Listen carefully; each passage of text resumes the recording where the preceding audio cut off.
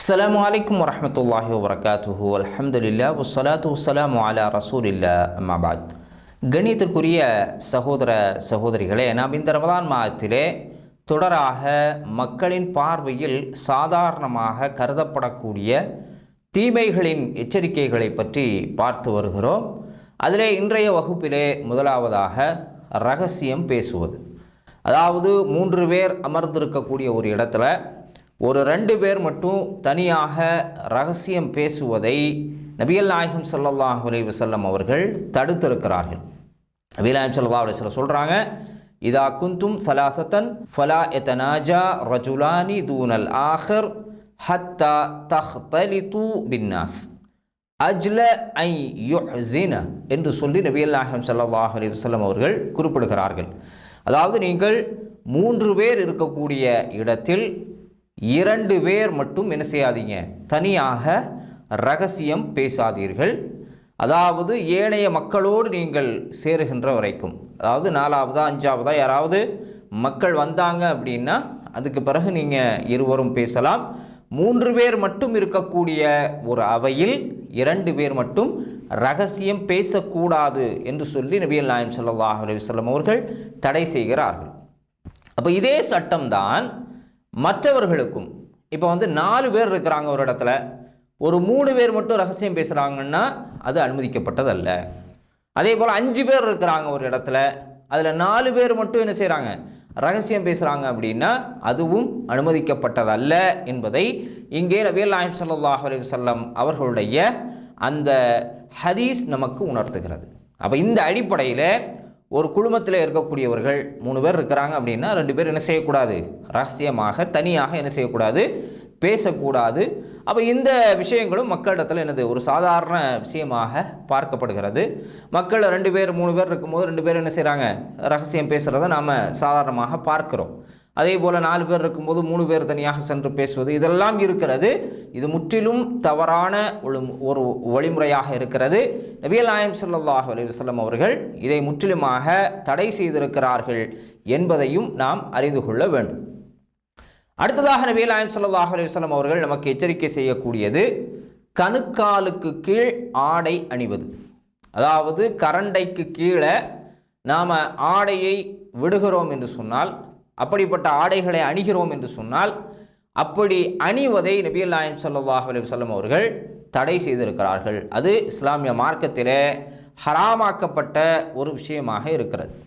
நபிகள் நாயகம் ஸல்லல்லாஹு அலைஹி வஸல்லம் அவர்கள் சொல்லுகிறார்கள், ஸலாஸத்துன் லா யுகல்லிமுஹுமுல்லாஹ் யௌமல் கியாமஹ் வலா யன்துரு இலைஹிம் வலா யுஸக்கீஹிம் வலஹும் அஸாபுன் அலீம் அல் மன்னானு பிமா அத்தா வல் முஸ்பிலு இஸாரா வல் முனஃபிகு சில்அத்தஹு பில் ஹலிஃபில் காதிப் என்று சொல்லி நபிகள் நாயகம் ஸல்லல்லாஹு அலைஹி வஸல்லம் அவர்கள் இந்த கணுக்காலுக்கு கீழ் ஆடை அணியக்கூடியவர்களுடைய மறுமை நிலையை இந்த ஹதீஸிலே நபிகள் நாயகம் ஸல்லல்லாஹு அலைஹி வஸல்லம் அவர்கள் சொல்லுகிறார்கள்.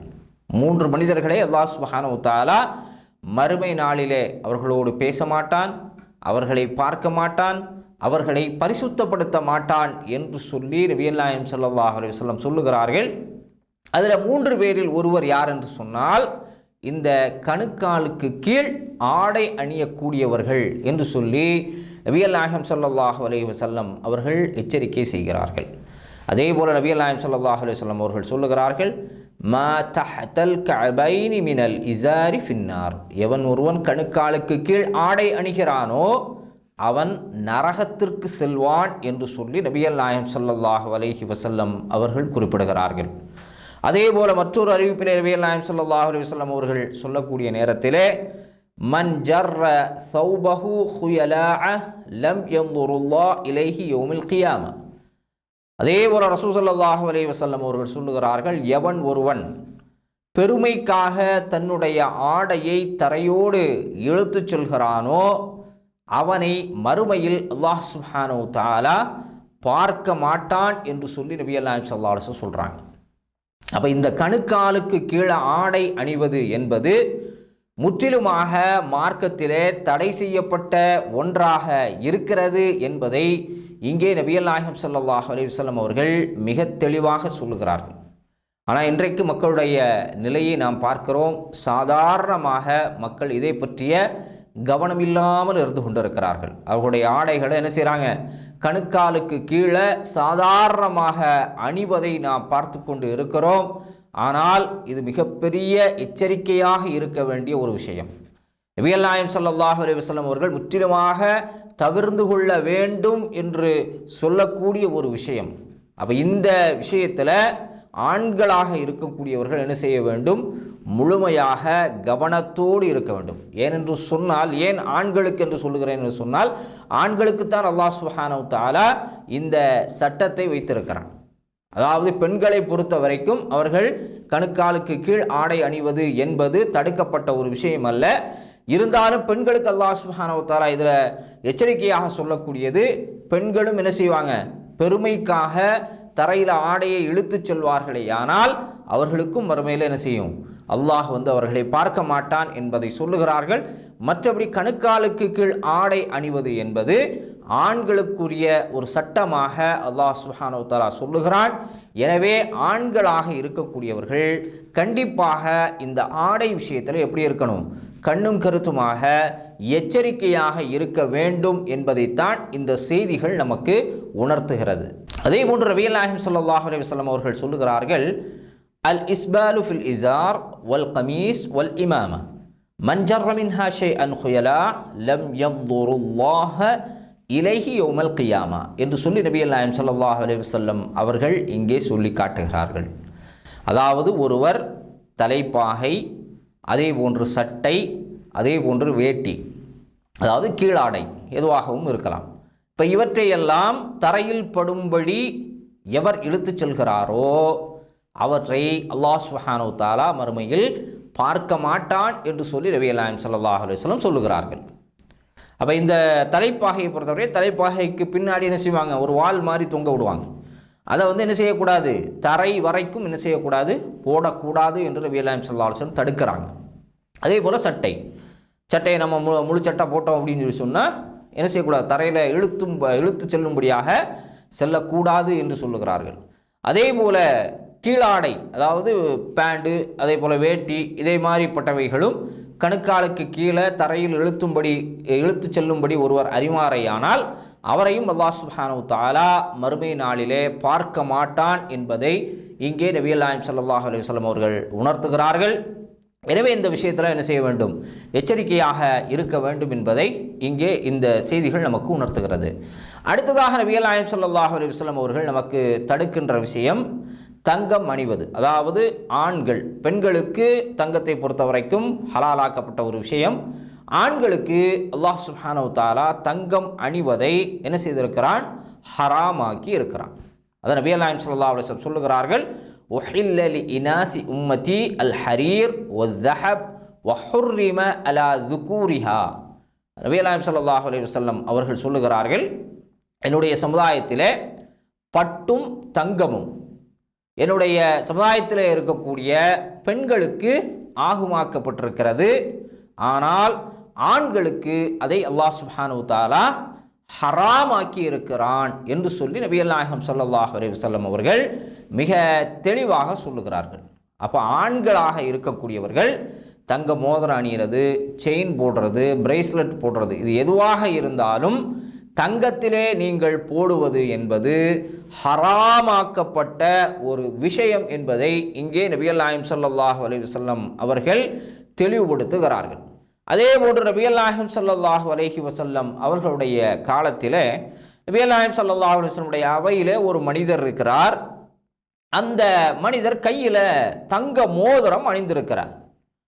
இதை கண்ட நபிகள் நாயகம் ஸல்லல்லாஹு அலைஹி வஸல்லம் அவர்கள் என்ன செய்கிறாங்க, அந்த மோதிரத்தை கழத்தி என்ன செய்கிறாங்க, எரிந்து விடுகிறார்கள். அதாவது மண்ணில் தூக்கி என்ன செஞ்சிடறாங்க, ரசூல் ஸல்லல்லாஹு அலைஹி வஸல்லம் அவர்கள் என்ன செஞ்சிருக்கிறாங்க, எரிந்து விட்டு அந்த மனிதருக்கு எச்சரிக்கை செய்கிறார்கள், உங்களில் யாரேனும் தீக்கங்கு, அதாவது நரகத்தினுடைய தீக்கங்கை தனது கையில் வளையமாக அணிவதை விரும்புகிறீர்களா என்று நபிகள் நாயகம் ஸல்லல்லாஹு அலைஹி வஸல்லம் சொல்கிறாங்க.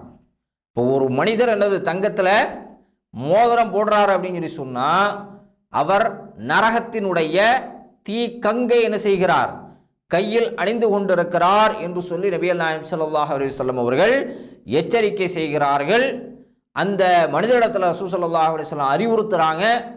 அதற்கு பிறகு அந்த மனிதர் பிற சஹாபாக்கள் அந்த மனிதரிடத்தில் சொல்கிறாங்க, இப்போ எரிந்த அந்த இதை நீங்கள் அணியாதீங்க, எடுத்து வேறு எதுக்காவது பயன்படுத்தி கொள்ளுங்கள் என்று சொல்லக்கூடிய நேரத்தில் அந்த மனிதர் சொல்லுகிறார், நபிகள் நாயகம் ஸல்லல்லாஹு அலைஹி வஸல்லம் அவர்கள் எரிந்த ஒரு விஷயத்தை நான் என்ன செய்ய மாட்டேன், எடுத்து எதுக்கும் பயன்படுத்த மாட்டேன் என்று சொல்லி முற்றிலுமாக அந்த விஷயத்தில் இருந்து என்ன செய்கிறார், விலகி கொள்கிறார்.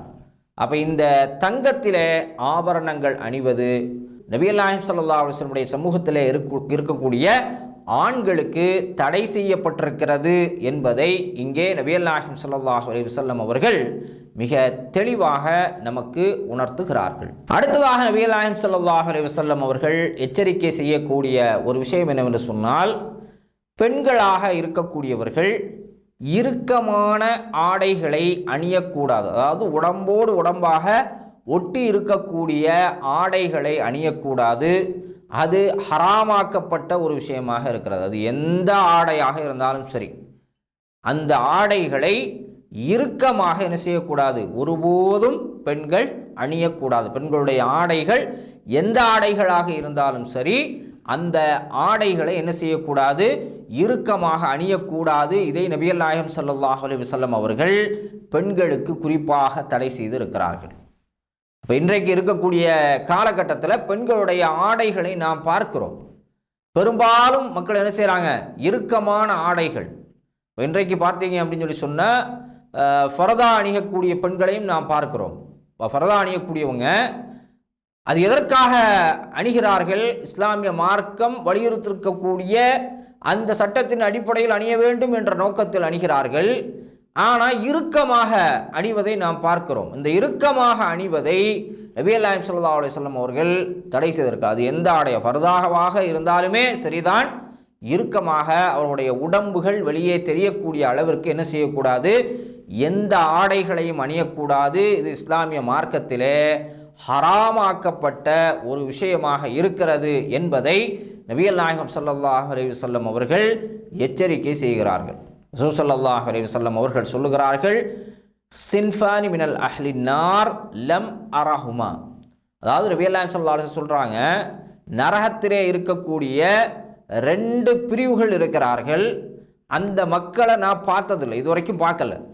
அதாவது ரசூலுல்லாஹ்வுடைய காலத்தில் அவங்க அந்த வகையான மக்களை பார்த்ததில்லை. அது யார் என்று சொல்லி நபிகள் நாயகம் ஸல்லல்லாஹு அலைஹி வஸல்லம் அவர்கள் சொல்லக்கூடிய நேரத்தில், கௌமும் மஅஹும் சியாத்துன் கஅத்னாபில் பக்கர் யضربون பிஹன்னாஸ். அதாவது மாட்டினுடைய வாளை போன்று என்ன செய்திருப்பார்கள், சாட்டை வைத்திருப்பார்கள். அதை வைத்து என்ன செய்வார்கள், மக்களை அடிக்கக்கூடிய ஒரு சமூகம் என்ன செய்யும், உருவாகும். அந்த சமூகம் நரகத்திற்குரியவர்கள் என்று சொல்லி நபிகள் நாயகம் ஸல்லல்லாஹு அலைஹி வஸல்லம் சொல்றாங்க. இரண்டாவதாக சொல்லும்போது வனிசாஉன் கசியாத்துன் ஆரியாத்துன் முமீலாத். என்ன சொல்றாங்க நபிகள் நாயகம் ஸல்லல்லாஹு அலைஹி வஸல்லம் அவர்கள், பெண்கள் ஆடை அணிந்தும் ஆடை அணியாதவர்களை போன்று என்ன செய்வார்கள், இந்த உலகத்திலே நடமாடக்கூடியவர்களாக இருப்பார்கள்.